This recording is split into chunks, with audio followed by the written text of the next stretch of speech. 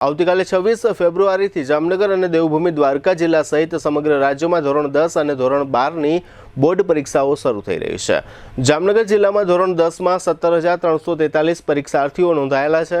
ધોરણ 12 વિજ્ઞાન પ્રવાહમાં 1905 વિદ્યાર્થીઓ નોંધાયેલા છે અને ધોરણ 12 સામાન્ય પ્રવાહમાં 9,169 ઉમેદવારો નોંધાયેલા છે। આ માટે 16 સેન્ટરમાં વ્યવસ્થા કરવામાં આવી છે।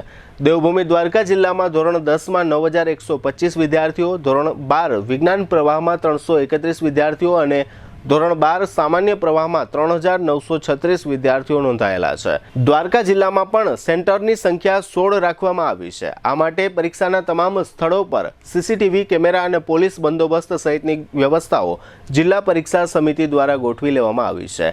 પરીક્ષાઓ દરમિયાન ઉમેદવારોને કોઈપણ પ્રકારની અગવડતા ન પડે તેનું ધ્યાન રાખવામાં આવ્યું હોવાનું જિલ્લા શિક્ષણ અધિકારી વિપુલ મહેતાએ જણાવ્યું છે।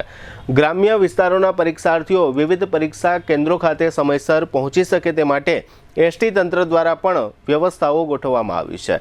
આજે 25મી ફેબ્રુઆરીએ તમામ પરીક્ષાર્થીઓએ પોતાના સેન્ટરો પર બેઠક વ્યવસ્થા ચકાસી હતી।